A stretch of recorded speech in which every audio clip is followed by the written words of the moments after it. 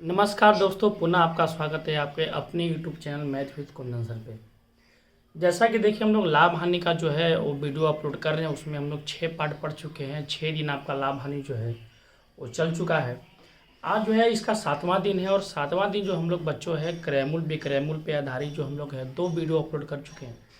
उसी का एक तीसरा पार्ट है और इसमें हम लोग बहुत अच्छे से क्वेश्चन को और क्या करेंगे हम लोग कि सीखेंगे भाई, और इससे अच्छे क्वेश्चन क्रैमूल विक्रैमूल से रिलेटेड क्या हो सकते हैं और उस क्वेश्चन को हम लोग कैसे आसानी से सोल्व करेंगे। इसके अंतर्गत हम लोग क्या करेंगे, कुछ लाभ परसेंट या हानि परसेंट निकालने के लिए फ्रैक्शन वैल्यू को भी बच्चों सीखेंगे। जैसे देखिए, एक क्वेश्चन जो अभी हम लिखे हुए हैं एक फ्रैक्शन वैल्यू का क्वेश्चन है। इसको समझते हैं कि क्वेश्चन को कैसे आपको सोल्व करना बड़ा आसानी से। क्वेश्चन देखो दे रहा है कि एक व्यापारी ने 500 मीटर तार 7.5 रुपया प्रति मीटर की दर पर खरीदा। 500 मीटर तार खरीदा है 7.5 रुपया प्रति मीटर की दर पर। इसके 60% भाग को वह 8% लाभ पर बेच दिया, तो शेष भाग को वह कितना प्रतिशत लाभ पर बेचे ताकि कुल मिलाकर उसे 12% का लाभ हो।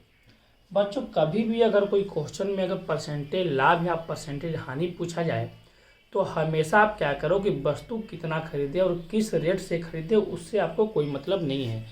आप अगर इसको लेके बनाओगे तब भी क्वेश्चन बनेगा, लेकिन थोड़ा सा कैलकुलेटिव बहुत ज़्यादा हो जाएगा। तो क्या करेंगे कि हम लोग पहले इसको कैंसिल कर लेंगे, इससे हमको कोई मतलब नहीं है। हम लोग क्या करेंगे बच्चों, सिर्फ परसेंटेज को पकड़ेंगे। तो परसेंटेज है कितना, 60%। और 60% का वैल्यू आप जानते हो कितना होता है बच्चों, तो 3/5 होता है। इसका मतलब टोटल 5 वस्तु था और 5 वस्तु में वह 3 वस्तु क्या किया, बेच दिया। तो बताओ कि 3 वस्तु क्या क्या है कि वो बेचा है कितना पे, तो 8% लाभ पर। इतना आप समझ रहे हो। तो 5 में 3 वस्तु बिक चुका बच्चों, तो बचा कितना, 2 वस्तु। इसी को हमको पूछ रहा है कि कितना परसेंट लाभ पर बेचे। हम समझने के केवल x मानते हैं, इसका कोई जरूरत नहीं है, ताकि कुल मिलाकर उसको कितना लाभ हो, 12%। तो कुल है कितना बच्चों, तो 5 वस्तु है। इसका मतलब कि टोटल 5 वस्तु पे उसको लाभ कितना चाहिए, तो 12% लाभ चाहिए था। एक बार और क्वेश्चन को समझ लो। कभी भी वस्तु के फ्रैक्शन मान में कभी भी लाभ परसेंट या हानि परसेंट पूछे तो वस्तु कितना खरीदे और किस रेट से खरीदे उससे कोई मतलब नहीं है, केवल परसेंटेज या फ्रैक्शन मान पर पकड़िए। तो चूंकि 60% का वैल्यू होता है बच्चों 3/5। इसका मतलब टोटल क्या वस्तु है, तो 5 वस्तु। 5 वस्तु में 3 वस्तु बेच दिए, तो 3 वस्तु को बेचे कितना पे, तो 8% लाभ पे। तो 5 में 3 वस्तु बच्चों बेच चुके, तो बचा कितना वस्तु, तो 2 वस्तु। 2 वस्तु को कितना परसेंट लाभ पर बेचे हमको मालूम नहीं है, ताकि कुल मिलाकर लाभ कितना हो, 12%। अब जब आप कैंसिल आउट करोगे तो क्या होगा कि भाई परसेंटेज परसेंटेज परसेंटेज सब तो कैंसिल हो जाएगा। तो यहाँ से कितना मिलेगा, तो 8 के 24 प्लस यहाँ से कितना मिलेगा, तो 2x और बराबर होगा 12×5 = 60। अब आप बताओ कि जब 60 में से बच्चों आप 24 जब कैंसिल आउट करोगे, 60 में से 24 घटाओगे तो कितना मिलेगा आपको बच्चों, 36% मिलेगा। तो 2x का वैल्यू आपको मिल गया 36। इसका मतलब कि x का वैल्यू हो गया बच्चों 18%। इसका मतलब कि इस वस्तु को बेचेगा कितना पे, तो 18%। एक तो ऐसे हो गया। अब सवाल है कि भाई आप x नहीं भी मानते तो क्या था, इस क्वेश्चन में कुछ नहीं था। देखो आप क्या कर सकते, ऐसे ना करके क्वेश्चन को आप ऐसे भी कर सकते हो कि चूंकि यहाँ लाभ हमको कितना हो रहा है बच्चों, तो 18 के 24 हो रहा है और यहाँ टोटल लाभ कितना है बच्चों, तो 12/60 है। तो टोटल लाभ हमको 60 चाहिए, 60 में यहाँ कितना मिला, 24 मिला। इसका मतलब कि बाकी 36 लाभ यहाँ होगा। तो बताओ कि इसका कितना गुना करेंगे, 36 का बच्चों, तो 18 गुना करेंगे। इसका मतलब कि यहाँ पर जो लाभ होगा बच्चों वो कितना होगा, तो 18% होगा। तो इस क्वेश्चन को आप समझिए कि इस क्वेश्चन को कैसे सोल्व करेंगे। एक ऐसा ही क्वेश्चन का एक और एग्जाम्पल लेते हैं और समझते हैं कि क्वेश्चन कैसे बनेगा।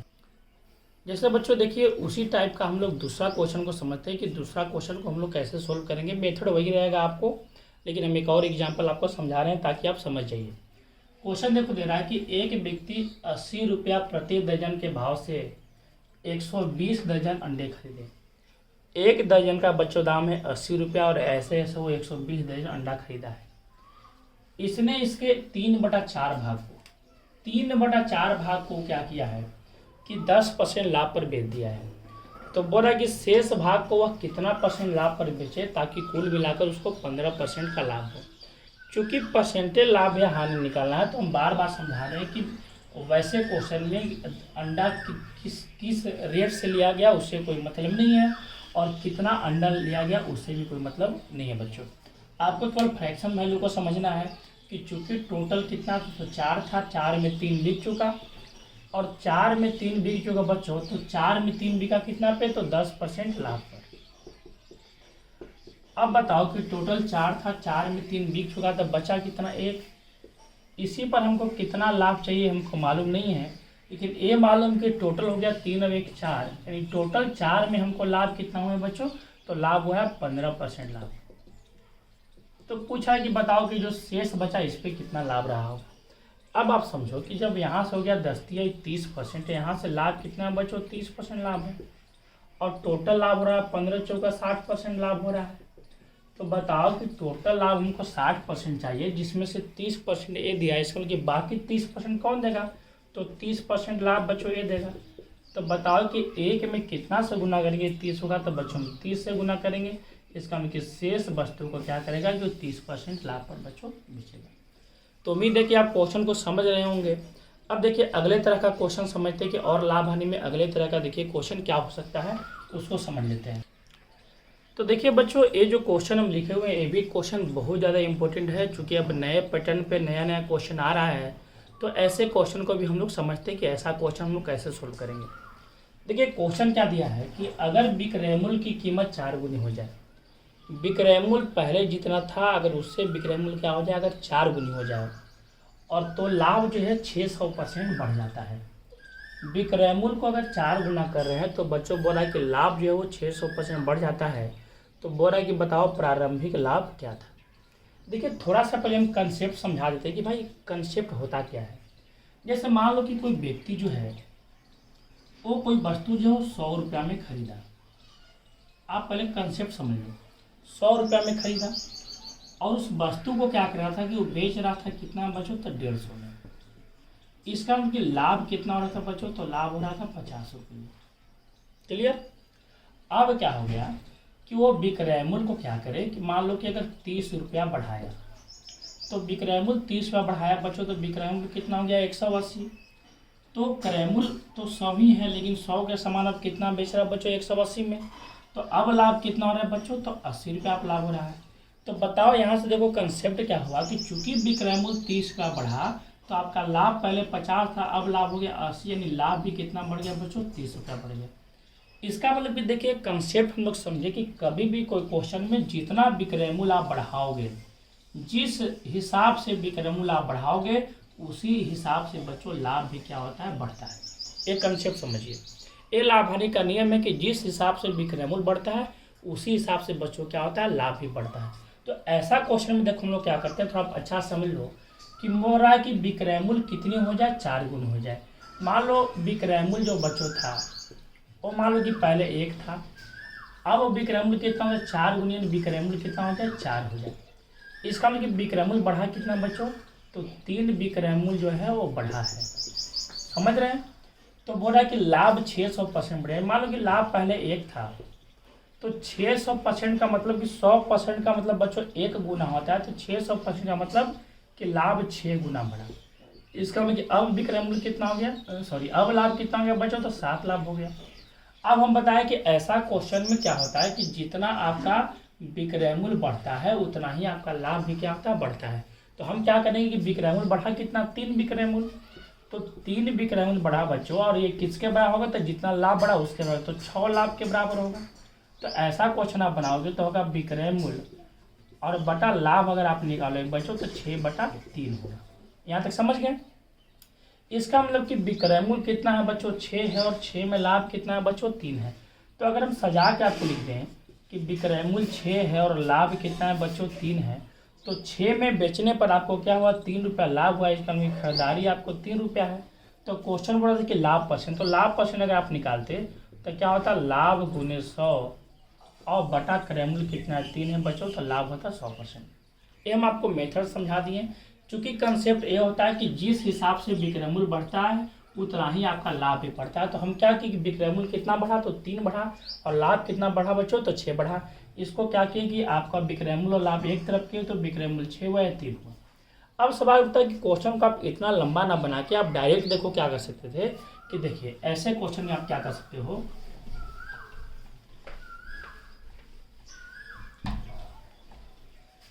कि बताओ विक्रयमूल जो है वो कितना गुनी हो गई, 4 गुनी।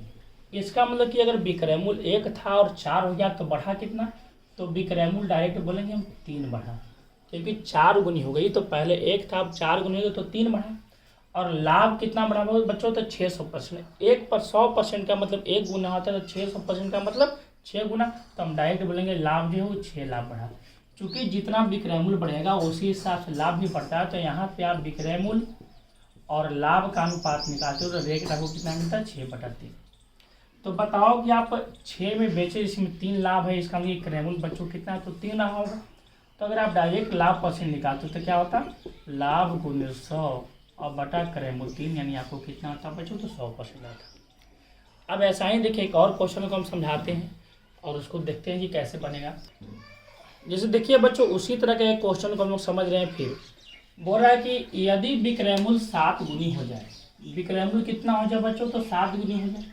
इसका मतलब कि विक्रयमूल पहले 1 था तो अब 7 हो गया, इसका मतलब कि विक्रयमूल बढ़ा कितना बच्चों, तो 6 विक्रयमूल बढ़ा। तो डायरेक्ट लिखेंगे विक्रयमूल कितना बढ़ा, तो 6 विक्रयमूल बढ़ा। अब बोल रहा है कि लाभ कितना बढ़ गया बच्चों, तो 200%। हम बता रहे हैं 100% का मतलब 1 गुना होता है, तो 200% का बच्चों 2 गुना होगा, तो लाभ जो है वो 2 गुना होगा। तो यहाँ से अगर आप विक्रयमूल और बटा लाभ निकालोगे बच्चों, तो विक्रयमूल आपका कितना हो गया, सॉरी क्वेश्चन को थोड़ा हम चेंज कर देते हैं।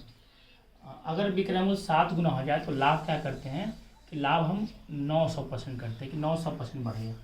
इसका मतलब कि अगर विक्रयमूल 6 बढ़ा तो लाभ कितना बच्चों बढ़ा, तो 9 बढ़ा।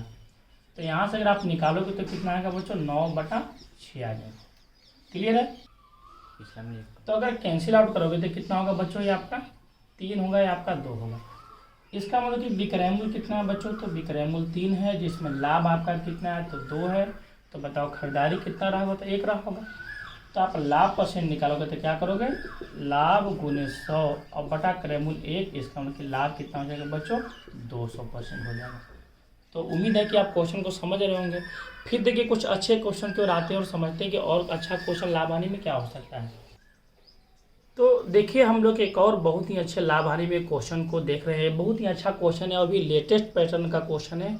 नए नए क्वेश्चन जो अब एआई लाभ हानि में हो रहे हैं उस पर आधारित एक क्वेश्चन है बच्चों, जो मेरा आपको पैकेज में भी ऐसा क्वेश्चन बहुत सारा आपको मिलेगा।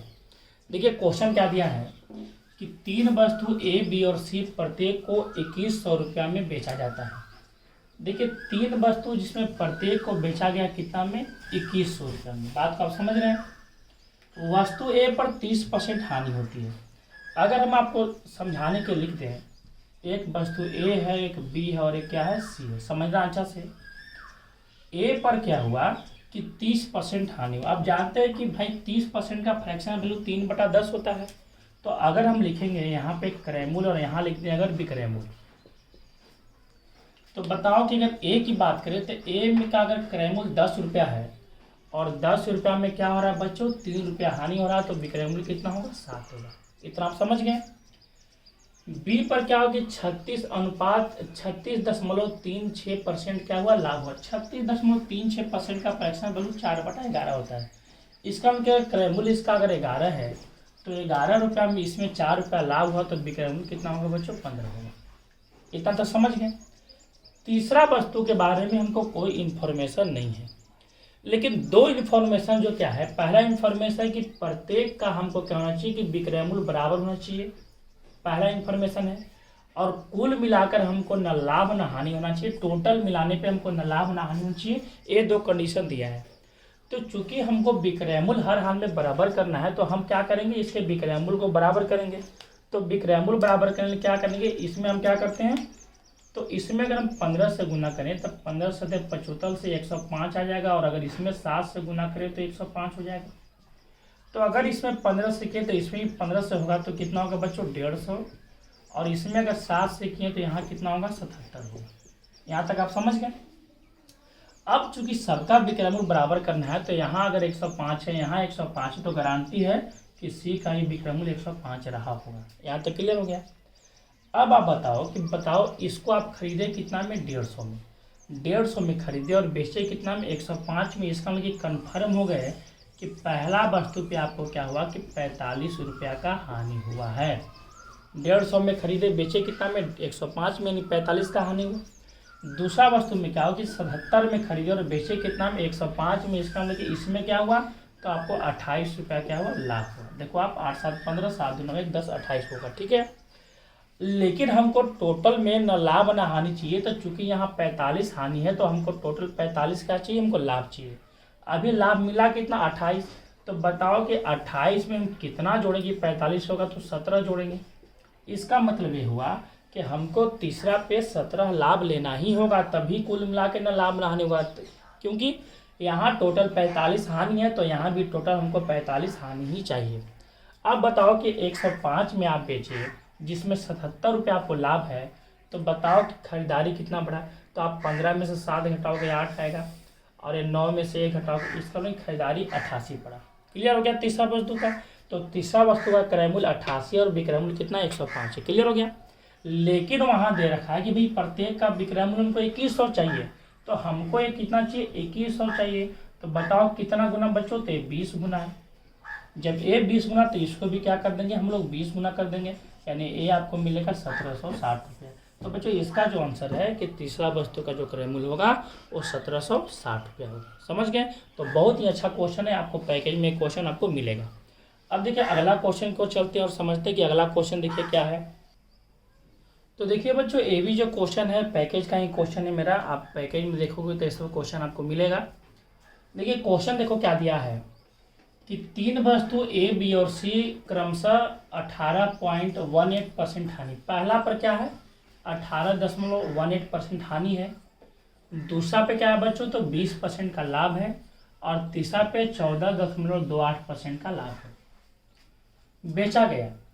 इस पोर्शन का आप ध्यान लीजिए, तीनों वस्तुओं का विक्रय मूल्य क्या है एक समान है। इसका मतलब कि हर हाल में हमको तीनों वस्तुओं का विक्रय मूल्य बच्चों क्या रखना एक समान रखना है। अब बोला कि यदि कुल लाभ क्या है, अगर 500 है, टोटल लाभ कितना है बच्चों 500, तो बोला कि बताओ पहला वस्तु का क्रय मूल्य क्या होगा। चूंकि पहला पर बच्चों क्या है, अगर हम यहाँ पर देखो फिर लिख लें ए बी और सी 3 वस्तु है। अगर हम यहाँ पे क्रय मूल्य लिखें और यहाँ पे विक्रय मूल्य लिखें, बात को आप समझना, बहुत अच्छा क्वेश्चन है। तो देखो करना क्या है कि पहला पर क्या हुआ 18.18% हानि हुआ। 18.18% का वैल्यू कितना होता है बच्चों तो 2/11 होता है। इसका मतलब ये हुआ कि खरीदे कितना में तो 11 में, और 11 में हमको 2 रुपया हानि हो गया। इसका मतलब बेचेंगे कितना में तो 9 में। इतना बात समझ रहे हो। दूसरा पे क्या है 20% लाभ है। 20% का वैल्यू 1/5 होता है। इसका मतलब खरीदे कितना है बच्चों 5 में, और 5 में 1 रुपया लाभ हुआ तो बेचे कितना में 6 में। इतना बात समझ रहे हो। तीसरा पे आपको 14.28% लाभ हुआ। इसका मतलब कि वैल्यू 1/7 होता है। इसमें खरीदे कितना में 7 में तो बेचे कितना में 8। यहाँ तक आपको क्लियर है पहले। अब क्या बोला कि यहाँ बोला कि भाई तीनों वस्तु का विक्रय मूल्य क्या होना चाहिए एक समान होना चाहिए। इसका मतलब कि हमको हर हाल में इसका विक्रय मूल्य क्या करना पड़ेगा बच्चों एक समान करना पड़ेगा। तो एक समान करने का सबसे आसान नियम है कि आप क्या करो इसका एलसीएम देख लो एक बार क्या होगा। तो 9 6 8 का एलसीएम बच्चों 72 आएगा। इसका मतलब हर हाल में हमको इसको 72 करना है। तो 72 कैसे करेंगे, इसमें 8 से गुना करेंगे तो यहाँ भी 8 से हो जाएगा। इसको 72 करेंगे 12 से गुना करेंगे तो इसमें भी 12 से हो जाएगा। इसको 72 करने के लिए 9 से गुना करेंगे तो इसमें भी 9 से हो जाएगा। अब बच्चों क्या हो गया कि अब देखिए आपका विक्रय मूल्य क्या हो गया बराबर हो गया। इसका मतलब कि इसका भी विक्रय मूल्य आपका 72 हो गया, यहाँ भी 72 हो गया, और बच्चों यहाँ भी 72 हो गया। और आपका एक क्रय मूल्य कितना हो गया 88, यहाँ से क्रय मूल्य आपका 60 हो गया, और यहाँ क्रय मूल्य 900 से 63 हो गया। तो टोटल अगर क्रय मूल्य की बात करें तो 8 3 11 हो जाएगा, और 8 6 14, 14 6 20, 211, 211 कुल क्रय मूल्य हो गया। और कुल विक्रय मूल्य की बात करें बच्चों तो 216 हो गया। इसका मतलब कि टोटल क्रय मूल्य 211 है और टोटल विक्रय मूल्य 216 है। तो हमको लाभ कितना कौन है बच्चों तो 5 का। तो मेरे हिसाब से लाभ 5 है, लेकिन वहाँ लाभ दिया है टोटल 5000। तो बताओ कितना गुना तो 1000 गुना। तुलना कर ली कि भाई कितना गुना है तो 1000 गुना है। तो बोल रहा था कि बताओ कि पहला वस्तु का क्रय मूल्य, तो जब पहला वस्तु का क्रय मूल्य निकालेंगे बच्चों तो इसको 1000 गुना करेंगे। तो बताओ 88 में 1000 गुना करोगे, इसका मतलब कि पहला वस्तु का क्रय मूल्य कितना आएगा 88,000। तो ये भी बहुत अच्छा क्वेश्चन है और हम लोग देख रहे हैं कि एक ही मेथड से क्वेश्चन को हम लोग क्या कर रहे हैं बच्चों, सोल्व कर रहे हैं। तो उम्मीद है कि आप क्वेश्चन समझ रहे होंगे। और आपको देखिए कभी भी अगर कन्फ्यूजन है तो आप बार बार क्या कीजिए, कमेंट किया कीजिए। कोई समझ में नहीं आया तो आप बोलिए, हम दोबारा अगला दिन आके आप उस क्वेश्चन को समझा दिया करेंगे। अब देखिए अगला क्वेश्चन को, तो देखिए बच्चों एक और हम लोग पैकेज के क्वेश्चन को समझ रहे हैं। बहुत ही अच्छा क्वेश्चन है, हमको तो ये क्वेश्चन बहुत ज़्यादा अच्छा लगता है। आप भी कमेंट कीजिएगा ये क्वेश्चन कैसा है, बहुत ही प्यारा क्वेश्चन है।